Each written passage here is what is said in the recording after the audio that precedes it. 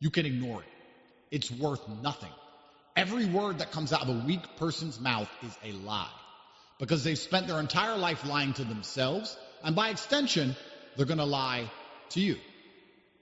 Another reason I don't like weak people is they're broadcasting to the world that they lack discipline, because the great thing about strength is that it's actually very easy to achieve.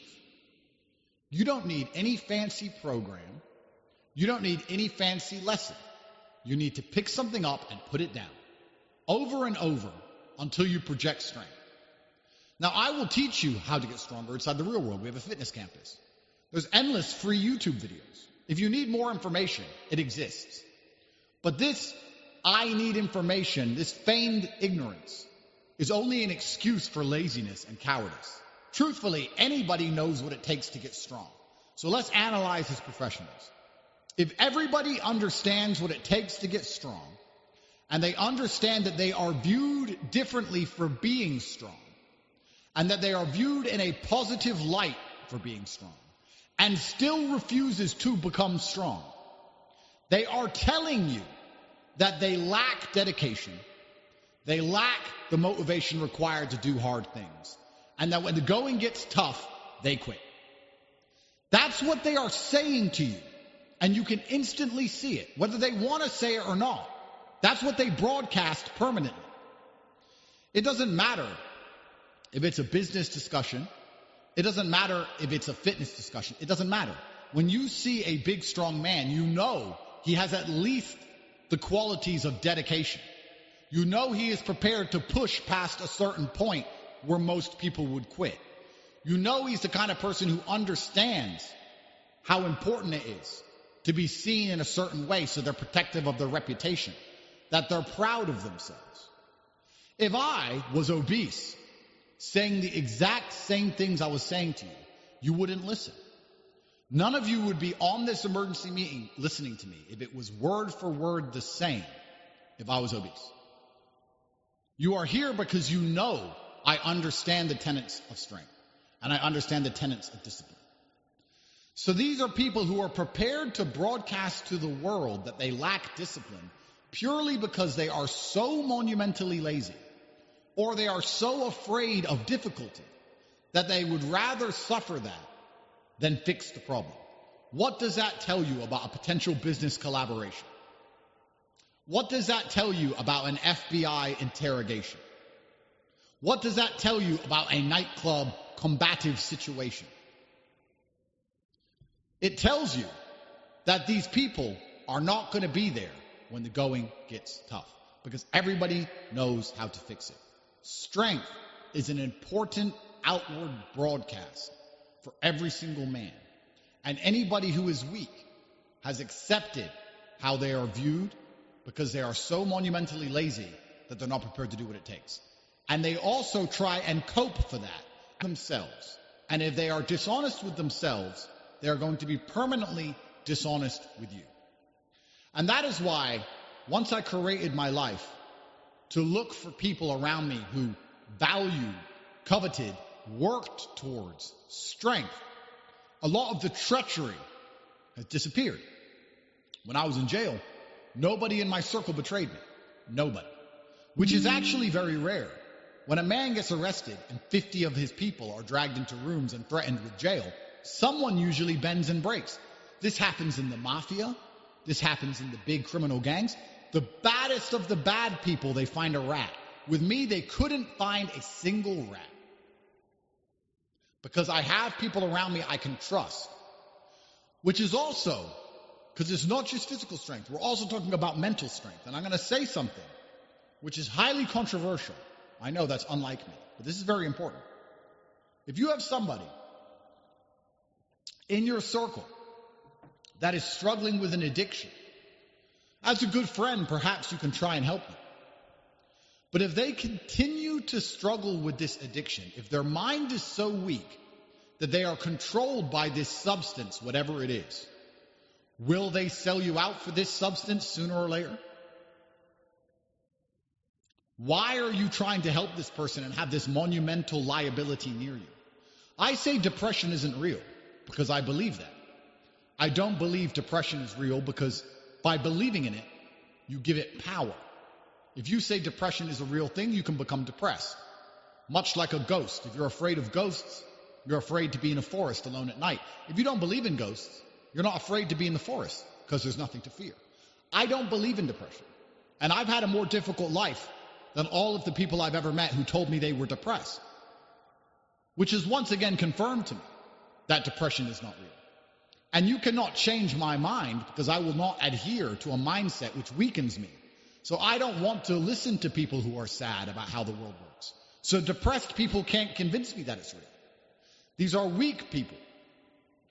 If I had somebody near me who was depressed, could I trust them? Could I trust them if things got hard? Could I trust them with money? If somebody is so depressed that they refuse to get up and do the right things for their own life, do you think they're going to do the right things for me and my life and our mission? Can you trust somebody who cannot control their own mind? There are people out there which are so mentally weak, they will think of a thought, and that thought will destroy them. They will have a thought that they create in their own mind themselves. It's in their head. And instead of turning it off or fixing it, they will allow it to fester to the point where their body and their life degrades. And they will be defeated by their own thought. Can you trust somebody who is that weak? When somebody near me says they're depressed, they have about a day to snap out of it. Because if there's someone around me who is depressed, I don't trust them anymore. Why would I want friends who aren't excited to stay alive? I mean, you're depressed. You want to jump off a building. Well, This groundbreaking charger is taking the tech world by storm. It can charge your phone from 0 to 100%. What good are you in a combat situation? You're ready to die anyway. You've already given up. I don't need those people, and I don't want those people. And by curating your life to only have strong people in it, not only do you remove many attack vectors, because I want to make this clear, on a long enough time frame, weakness will betray you. Every single time I have ever been too gracious to a weak person, I was betrayed. Just like I said, if I drop this phone, I know it will fall. If you are friends with somebody weak, they will betray you. And it doesn't matter what they have a weakness for. If they have a weakness for gambling, they will steal your money. If they have a weakness for women, they'll try and sleep with your ex. If they have a weakness because they're depressed, they're going to externally blame you and blame the entire world for their own lifestyle choices. If they have a physical weakness, then you cannot rely on them in a police interrogation or a combat situation. The easiest way to identify if somebody is going to betray you or not is simply based on, are they strong or weak? And this can also be extrapolated to intention. This can also be extrapolated out to intention. So let's ask ourselves something important. Let's do a thought experiment. Let's pretend you had two friends. One was big and strong. One was small and weak. And both of them decided, for whatever reason, to betray or subvert you. The big strong man would be obvious about his intention and use his strength and power, because that's one of his moves. Inside of his poker deck, he has the, I'm big and strong, this is what I'm going to do, get over it. The weak man doesn't have that. So the weak man can only resort to treachery, to sneaky behavior, to hidden shadow intentions. Big, strong men can be honest because big, strong men are unafraid. So if I had a friend and I didn't want to be their friend anymore, I could sit and say, I don't want to be your friend anymore. Why? Because you're depressed and I don't trust you. Well, are you betraying me? You're not helping me with my depression? No, I am not. Please leave my house. I'll say it straight to your face. A weak person won't do that. A weak person will hide, lie, make up excuses. What is worse? If I told you that a tiger was going to attack you, would you rather see the tiger coming, even if it's big and strong, or for it to jump on your neck from behind as you go for a nice stroll out of the bushes. In which scenario do you stand a better chance, irregardless of the strength of the tiger? The thing that hurts you most is the thing you don't see coming. It's the same in boxing. It's not the hardest punch that knocks you out. It's the punch you don't see. Always has been, always will.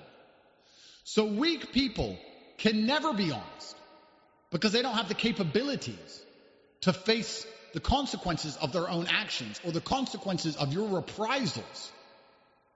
The only thing they can do is be sneaky. And when you only have one move on the chessboard, guess which move you're going to make. If you have a poker hand and you only have threes in the deck, you're going to play the threes. That's all you've got. Weak people only have sneaky subversion. That's all they've got. So they'll talk to your ex behind your back. They'll steal a little bit here. And when you confront them, they'll lie because they're afraid of you and your power. No, it wasn't like that. No. That's why you have to stay away from weak people. Even if they do the wrong thing by you, they don't do it in a transparent way. They do it in the most devious of ways.